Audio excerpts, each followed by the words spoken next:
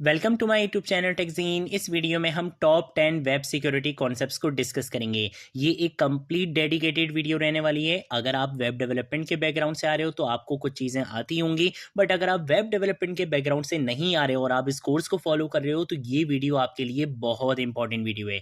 हम अपने cyber security course के वेब सिक्योरिटी मॉड्यूल्स पर आ चुके हैं। लास्ट वीडियो हमारी इंट्रोडक्टरी वीडियो थी। इस वीडियो में हम टॉप 10 वेब सिक्योरिटी कॉन्सेप्ट्स को डिस्कस करेंगे। कुछ इंपॉर्टेंट टर्मिनोलॉजीज हैं, कुछ इंपॉर्टेंट कॉन्सेप्ट्स हैं जिनके बारे में आपको अच्छी नॉलेज होनी चाहिए, तभी आप वेब सिक्योरिटी मॉड्यूल को आगे फॉलो कर सकते हो, क्योंकि आगे आने वाली वीडियोस हमारी कंप्लीटली प्रैक्टिकल वीडियोस रहने वाली हैं। ठीक है, अगर आपने अभी तक इस प्लेलिस्ट को एक्सेस नहीं किया तो भाई जल्दी से इस प्लेलिस्ट को एक्सेस कर लो, ज़्यादा से ज़्यादा शेयर करो, क्योंकि यहाँ पर आपको साइबर सिक्योरिटी एक्सपर्ट बनाया जा रहा है। ठीक है, तो इस प्लेलिस्ट को ज़रूर एक्सेस करो और ज़्यादा से ज़्यादा शेयर करो। सबसे पहले हम बात करेंगे कि ये HTTP और HTTPS प्रोटोकॉल क्या होता है। HTTP की फुल फॉर्म होती है हाइपर टेक्स्ट ट्रांसफर प्रोटोकॉल। ये वो प्रोटोकॉल है जिसके थ्रू ब्राउज़र और सर्वर एक दूसरे से बात करते हैं, कम्युनिकेट करते हैं।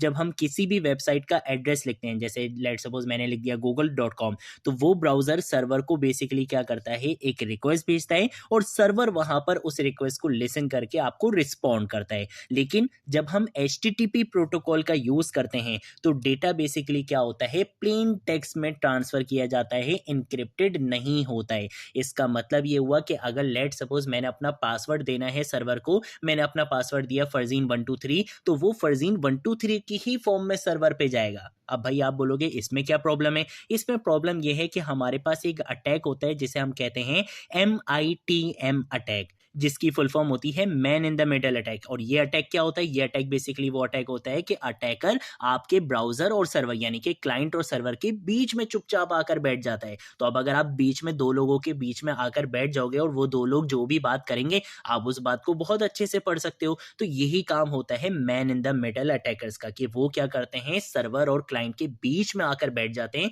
और अगर आप सिक्योर प्रोटोकॉल का यूज नहीं करोगे तो फिर उससे क्या होता है कि जो भी आपका डेटा ट्रांसफर हो रहा होगा वो अटैकर बेसिकली आपके डेटा को रीड कर सकता है, क्योंकि आपका डेटा एनक्रिप्टेड ही नहीं होता। लेकिन ये कब होता है? जब HTTP प्रोटोकॉल यूज किया जाता है। इसीलिए हम बेसिकली क्या यूज करते हैं, HTTPS प्रोटोकॉल का यूज करते हैं। इसकी फुल फॉर्म क्या होती है? हाइपर टेक्स्ट ट्रांसफर प्रोटोकॉल ही होती है। बस ये जो S आ रहा है, ये S बेसिकली अपने साथ सिक्योरिटी को लेकर आता है। ये बोलता है कि भाई मैं SSL TLS इंक्रिप्शन का यूज करूंगा ताकि आपका जो डेटा हो वो प्लेन टेक्स्ट में ट्रांसफर नहीं हो बल्कि इनक्रिप्टेड फॉर्म में ट्रांसफर हो, सिक्योर डेटा आपका यहाँ पे ट्रांसफर हो सके।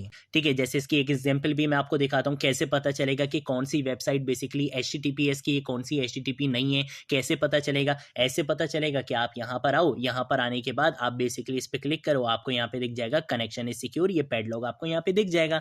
अगर आपकी वेबसाइट बेसिकली HTTP प्रोटोकॉल का यूज करेगी तो यहाँ पे कनेक्शन इज नॉट सिक्योर आपको मिल रहा होगा। ठीक है, तो ये बेसिकली हमारे पास क्या होता है, HTTP और HTTPS प्रोटोकॉल का कॉन्सेप्ट होता है, जिसके बारे में आपको पता होना चाहिए। ये बेसिकली ये जो HTTPS प्रोटोकॉल होता है ये आपको man in the middle attack से प्रोटेक्ट करता है। ठीक है, जितनी भी बेसिकली ऑनलाइन बैंकिंग सर्विस हैं, शॉपिंग सर्विस हैं, ठीक है, जितनी भी ऐसी सर्विसेज हैं जहां पर आपका डेटा बहुत इंपॉर्टेंट है, वहां पर हमेशा प्रोटोकॉल HTTPS ही होना चाहिए। अगर वहां पे प्रोटोकॉल HTTP है तो आपको वो साइट यूज नहीं करनी चाहिए, क्योंकि आपका डेटा वहां पे सिक्योर नहीं होगा। ठीक है, तो ये चीजें आपको बहुत अच्छे से पता होनी चाहिए। देन उसके बाद अगर हम बात करते हैं रिक्वेस्ट रिस्पॉन्स साइकिल के बारे में, तो भाई जो हमारी वेब एप्लीकेशन होती है ये बेसिकली रिक्वेस्ट रिस्पॉन्स साइकिल पे चलती है। यानी कि क्लाइंट जो कि बेसिकली ब्राउजर होता है, ये एक रिक्वेस्ट करता है सर्वर से, सर्वर को एक रिक्वेस्ट भेजता है, सर्वर क्या करता है, उस रिक्वेस्ट को लिसन करता है और उस रिक्वेस्ट के अकॉर्डिंग आपको रिस्पॉन्ड करता है।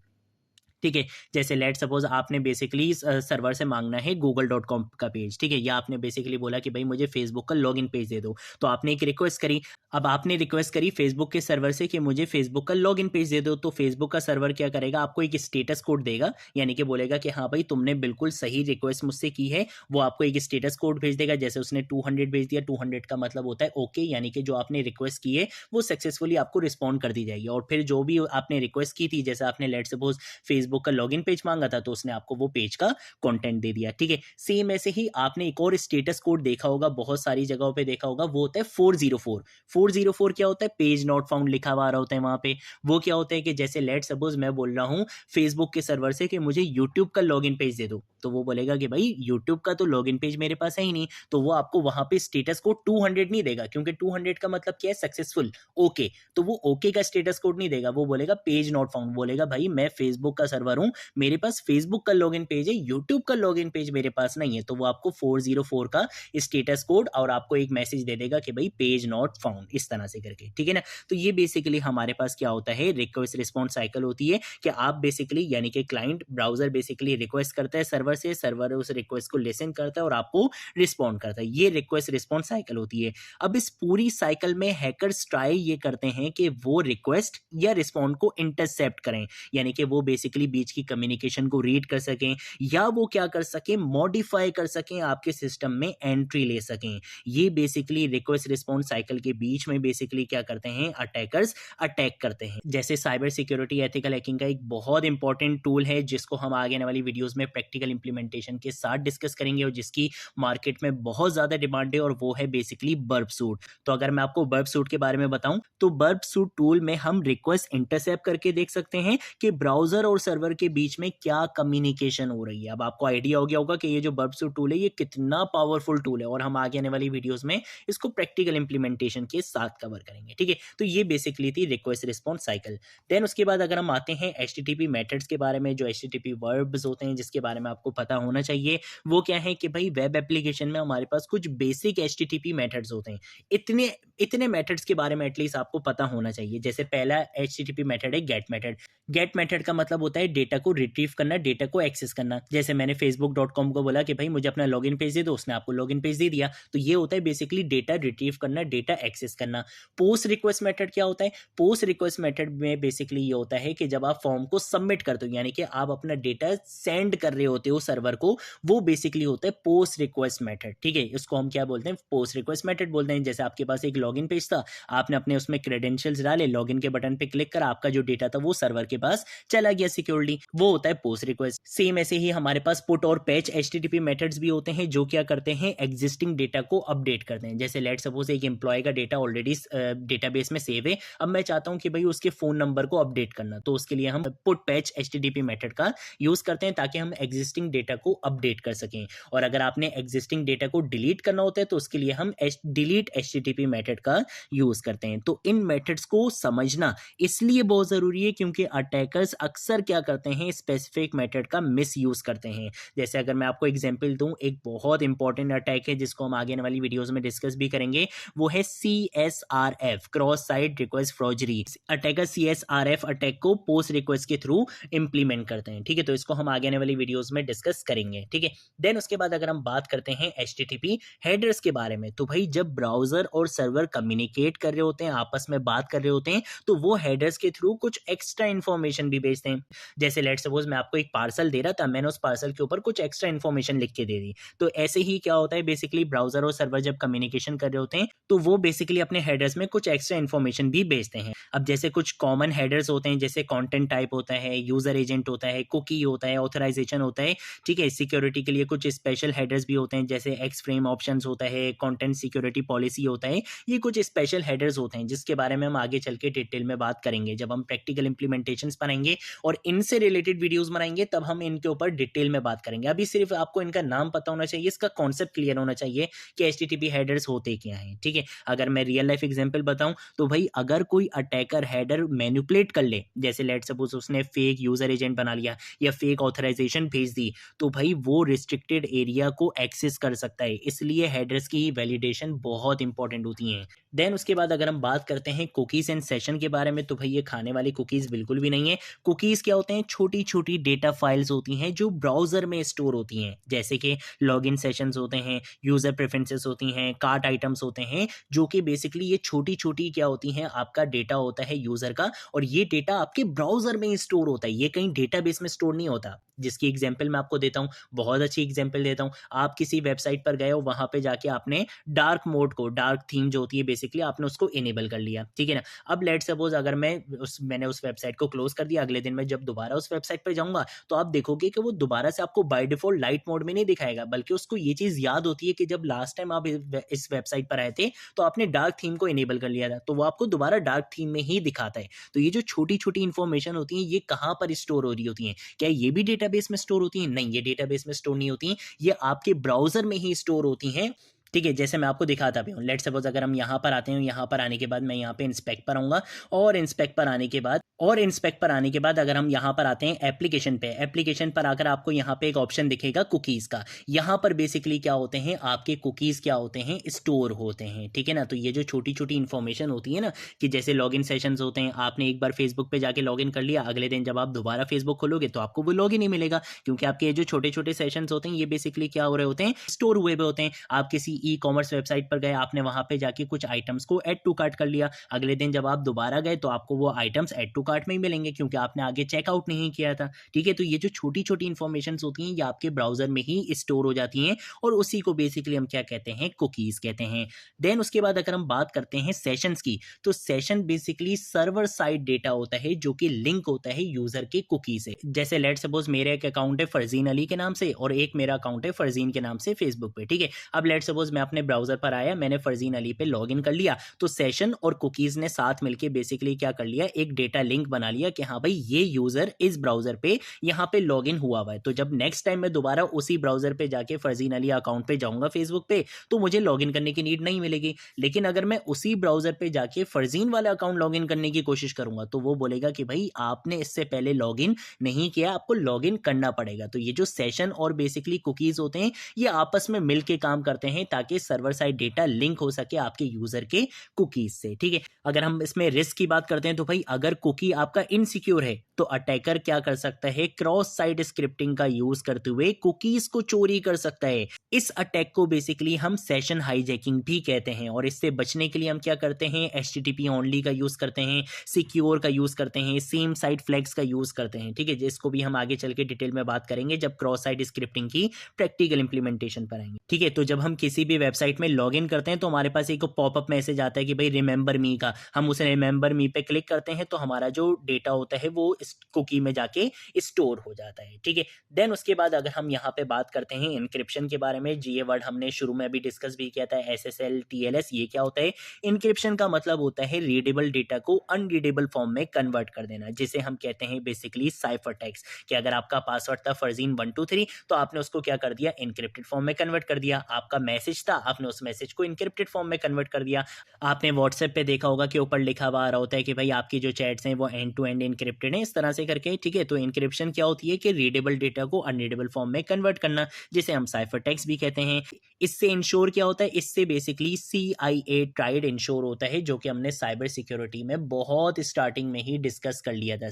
अब ये जो SSL TLS होता है, ये क्या होता है? SSL की फुल फॉर्म होती है सिक्योर सॉकेट लेयर और TLS की फुल फॉर्म होती है ट्रांसपोर्ट लेयर सिक्योरिटी। ये दोनों मिलकर HTTPS को सिक्योर बनाते हैं, ठीक है ना? ये दोनों मिलकर क्या करते हैं, HTTPS को सिक्योर बनाते हैं, यानी कि जो आपका डेटा होता है वो इनक्रिप्टेड फॉर्म में ही क्या होता है, ट्रांसफर किया जाता है। जब भी हम व्हाट्सएप या बैंकिंग साइट पे मैसेजेस या ट्रांजैक्शन कर रहे होते हैं तो वो इनक्रिप्टेड होता है ताकि कोई थर्ड पर्सन उसे रीड ना कर सके, ठीक है? तो ये बेसिकली HTTPS को सिक्योर बनाने के लिए इनक्रिप्शन जो यूज होती है, वो इनक्रिप्शन कैसे होती है, SSL TLS का यूज करते हुए होती है, ठीक है? SSL पुराना तरीका है, TLS बेसिकली न्यू वे है। देन उसके बाद अगर हम बात करते हैं यहाँ पे ऑथेंटिकेशन और ऑथराइजेशन के बारे में, तो भाई ऑथेंटिकेशन का मतलब होता है वेरीफाई करना कि आप कौन हो। जैसे फेसबुक का लॉगिन पेज है, वो आपसे बेसिकली ऑथेंटिकेशन मांगता है कि भाई आप अपना यूजर नेम दो, पासवर्ड। अगर आपने यूजर नेम या पासवर्ड में से कोई भी चीज गलत दे दी तो वो ऑथेंटिकेशन आपकी वहां पे क्या हो जाती है, फेल हो जाती है। वो बोलते हैं नहीं भाई आप एक ऑथेंटिक यूजर नहीं हो। और अगर हम बात करते हैं ऑथराइजेशन की, तो ऑथराइजेशन स्टार्ट होती है लॉगिन होने के बाद कि मैं फेसबुक में लॉगिन तो हो गया, लेकिन क्या मैं वहां पे जाके दूसरे यूजर्स को डिलीट कर सकता हूँ? नहीं भाई, ये तो सिर्फ एडमिन कर सकते हैं। तो मैं किन चीजों का ऑथराइज हूं, मैं क्या चीजें कर सकता हूं, क्या चीजें नहीं कर सकता, ये होती है ऑथराइजेशन। कि आप हो तो ऑथेंटिक यूजर, आप इस वेबसाइट को यूज कर सकते हो, लेकिन आपके क्या रोल्स हैं, किन रोल्स को आप एक्सेस कर सकते हो, किन रोल्स को आप एक्सेस नहीं कर सकते, ये बेसिकली क्या होती है, ऑथेंटिकेशन ऑथराइजेशन होती है, ठीक है, जैसे अगर आप एक ई-कॉमर्स वेबसाइट में जाके लॉगिन करते हो, तो अगर आप एक नॉर्मल यूज़र हो तो भाई आप आइटम्स को वहाँ पे परचेज़ कर सकते हो, कमेंट्स वगैरह कर सकते हो, ठीक है, फीडबैक दे सकते हो, लेकिन आप वहाँ पे कोई आइटम ऐड नहीं कर सकते। आइटम कौन ऐड कर सकता है? वो ऐड भी नहीं कर सकता है। हर कोई वहाँ पे जाके किसी आइटम को ऐड नहीं कर सकता, ठीक है ना? तो ऑथेंटिकेशन और ऑथराइज़ेशन में ये डिफरेंस होता है। ऑथेंटिकेशन में आपको वेरीफाई किया जाता है कि आप हो कौन, आप एक ऑथेंटिक यूज़र हो भी या नहीं, आप यहाँ के रजिस्टर्ड यूज़र हो भी या नहीं, और ऑथराइजेशन में चेक किया जाता है कि हाँ ऑथेंटिक तो हो, लेकिन तुम किन किन चीज़ों को एक्सेस कर सकते हो और किन चीज़ों को एक्सेस तुम्हें नहीं देना है, ये ऑथराइजेशन होती है, ठीक है। देन उसके बाद अगर हम बात करते हैं यहाँ पे काफ़ी आगे आ गया मैं, हम बात करते हैं फायरवॉल के बारे में, ठीक है। फायरवॉल से रिलेटेड कुछ इंपॉर्टेंट कॉन्सेप्ट्स को यहाँ पे डिस्कस करते हैं। तो भाई फायरवॉल एक प्रोटेक्टिव बैरियर होता है जो नेटवर्क ट्रैफिक को फिल्टर करता है, आईपी लेवल पे काम करता है ये, ठीक है। अगर मैं WAF की बात करता हूँ तो WAF की फुल फॉर्म होती है वेब एप्लीकेशन फायरवॉल। HTTP और HTTPS ट्रैफिक को मॉनिटर करना, मैलिशियस पैटर्न जैसे SQL इंजेक्शन होते हैं या क्रॉस साइट स्क्रिप्टिंग होती है, इन अटैक्स को बेसिकली डिटेक्ट करना, ब्लॉक करना, ये सारी चीज़ें बेसिकली किसकी होती हैं? वेब एप्लीकेशन फायरवॉल का काम होता है, ठीक है। फायरवॉल क्या होता है? एक प्रोटेक्टिव बैरियर होता है जो नेटवर्क ट्रैफिक को फिल्टर करता है आईपी लेवल पे। और अगर हम WAF की बात करते हैं तो वो वेब एप्लीकेशन फायरवॉल होता है जो HTTP और HTTPS ट्रैफिक को मॉनिटर करता है, और जो भी आपके मैलिशियस पैटर्न्स होते हैं, SQL इंजेक्शन हो, क्रॉस साइट स्क्रिप्टिंग हो, उनको डिटेक्ट करके उनको फौरन ब्लॉक करना वेब एप्लीकेशन फायरवॉल का काम होता है, ठीक है। वेब सिक्योरिटी हमेशा मल्टीपल लेयर्स पे काम करती है, एक टूल सब कुछ सिक्योर नहीं कर सकता, आपको यहाँ पे मल्टीपल टूल्स का यूज करना पड़ता है, ठीक है। जैसे अगर मैं आपको यहाँ पे एक रियल लाइफ एग्जांपल दूं तो कंपनी के सर्वर पे फायरवॉल का यूज होगा ताकि आप वहां पे आईपी को फिल्टर कर सको, और आपकी जो कंपनी की वेबसाइट होगी वहां पे आप बेसिकली WAF का यूज करोगे, यानी कि वेब एप्लीकेशन फायरवॉल का यूज करोगे ताकि वेब रिक्वेस्ट को एनालाइज कर सको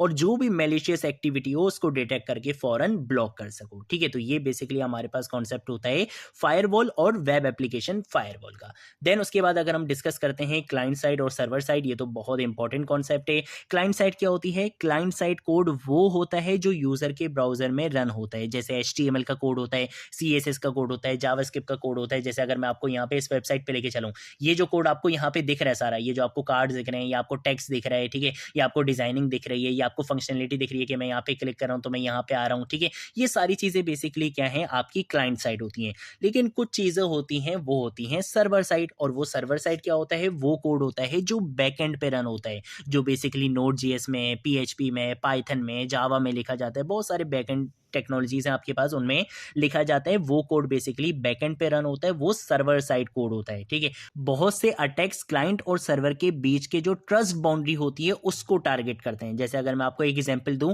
क्रॉस साइट स्क्रिप्टिंग एक क्लाइंट साइड अटैक है जहां अटैकर ब्राउजर में मैलिशियस जावास्क्रिप्ट इंजेक्ट करता है, जबकि SQL इंजेक्शन एक सर्वर साइड स्क्रिप्टिंग है जिसमें डेटाबेस क्यूरीज को मैनिपुलेट किया जाता है, ठीक है। तो हमारे पास मल्टीपल अटैक्स होते हैं। ऐसा नहीं है कि सिर्फ आप फ्रंट एंड पे ही अटैक कर सकते हो, बैक एंड पे नहीं कर सकते, या बैक एंड पे ही कर सकते हो, फ्रंट एंड पे नहीं कर सकते, आप दोनों पे कर सकते हो और आप बीच में भी कर सकते हो, ठीक है ना। तो ये बेसिकली क्लाइंट साइड और सर्वर साइड का कॉन्सेप्ट होता है। देन उसके बाद हम लास्ट कॉन्सेप्ट के ऊपर आएंगे और वो है बेसिकली इनपुट वैलिडेशन और आउटपुट इनकोडिंग का। तो भाई इनपुट वैलिडेशन का मतलब है यूजर से आने वाले डेटा को यूज करने से पहले चेक करना और सैनिटाइज करना। ये बहुत इंपॉर्टेंट है। अगर आप में से कुछ बैकएंड डेवलपमेंट कर आ रहे हैं वो तो मेरी बात को भी फौरन से ही समझ जाएंगे, और जो नहीं कर आ रहे हो उनको आगे आने वाली वीडियोस में अच्छे से समझ में आ जाएगा जब हम प्रैक्टिकल इंप्लीमेंटेशन पर आएंगे। और अगर मैं बात करता हूं आउटपुट इनकोडिंग की, तो आउटपुट इनकोडिंग का मतलब होता है डेटा को ब्राउजर में दिखाने से पहले चेक करना ताकि कोई हार्मफुल स्क्रिप्ट एग्जीक्यूट ना हो जाए ब्राउजर पे, फ्रंट एंड पे यूजर आपका जो बैठा हुआ है वो डर ना जाए देख के, ठीक है। ये दोनों मिलकर बेसिकली क्रॉस साइट स्क्रिप्टिंग और SQL इंजेक्शन जैसे अटैक से प्रोटेक्ट करते हैं, ठीक है। तो ये इनपुट वैलिडेशन और आउटपुट इनकोडिंग ये दोनों बहुत इंपॉर्टेंट कॉन्सेप्ट हैं। जैसे अगर मैं आपको एग्जांपल दूं, आपके पास एक इनपुट फील्ड है, आपने उस इनपुट फील्ड के अंदर इनपुट वैलिडेशन अप्लाई नहीं करी, तो होगा क्या कि अगर आप वहां पे कोई भी जावास्क्रिप्ट का कोड लिखोगे, आपने स्क्रिप्ट टैग लिखा, जावास्क्रिप्ट का कोड लिखा, वहां पे वो चीज एग्जीक्यूट हो जाएगी, तो फिर आप उस फ्रंट एंड पे जाके कुछ भी कर सकते हो जावास्क्रिप्ट का यूज करते हुए, ठीक है ना, क्योंकि आपकी जो जावास्क्रिप्ट है वो आपके डायरेक्टली पेज के ऊपर क्या हो रही होगी? रन हो रही होगी, क्योंकि आपने इनपुट वैलिडेशन तो अप्लाई ही नहीं करी, ठीक है। सेम ऐसे ही अगर मैं बात करता हूं आउटपुट इनकोडिंग की, तो भाई बैकएंड से अगर कोई चीज आ रही है, आपका जो बैकएंड का बेसिकली एरर्स होते हैं या कुछ और चीज़ें होती हैं वो डायरेक्टली ब्राउज़र के ऊपर आ रही हैं, ठीक है ना? तो इन सारी चीज़ों से बेसिकली प्रोटेक्ट करना, ये बेसिकली इनपुट वैलिडेशन और आउटपुट इनकोडिंग होती है। अगर आप एसक्यूएल इंजेक्शन जैसे अटैक से बचना चाहते हो या आप क्रॉस साइट स्क्रिप्टिंग अटैक से बचना चाहते हो, तो आपको इनपुट वैलिडेशन और आउटपुट इनकोडिंग का यूज़ करना ही करना पड़ेगा, ठीक है? ये कुछ चीज़ें हैं जिसके बारे में आपको बस थोड़ी बहुत नॉलेज होनी चाहिए। अभी ज़्यादा नॉलेज की नीड नहीं है, बस आपको थोड़ी बहुत नॉलेज होनी चाहिए, क्योंकि आगे आने वाली वीडियोज़ में जब हम इन चीज़ों को प्रैक्टिकल इंप्लीमेंट करेंगे ना, कि भाई ये क्रॉस साइट स्क्रिप्टिंग करते कैसे हैं, और फिर आप प्रैक्टिकल इंप्लीमेंटेशन देखोगे कि अच्छा इससे ये लॉस हो रहा है, क्रॉस साइट स्क्रिप्टिंग से ये लॉस हो रहा है, एसक्यूएल इंजेक्शन से ये लॉस हो रहा है, man in the middle attack से ये हो रहा है। जब हम प्रैक्टिकली इन चीज़ों को होते हुए देखेंगे, तब आपके ये थ्योरेटिकल कॉन्सेप्ट जो होंगे ना, वो और ज़्यादा स्ट्रॉन्ग हो जाएंगे, ठीक है? तो ये थी हमारी आज की वीडियो। तबीयत थोड़ी ख़राब है, गला ख़राब है, इसलिए आपको आवाज़ अजीब सी लगी होगी। ये थी हमारी आज की वीडियो। अगर कोई चीज़ नहीं समझ आए, नीचे कमेंट सेक्शन में पूछ लेना, सोशल मीडिया अकाउंट से पूछ लेना, मैं ज़रूर आप लोगों को रिस्पॉन्ड करूँगा। अब हम मिलेंगे नेक्स्ट वीडियो में नेक्स्ट टॉपिक के साथ, तब तक के लिए बाय बाय।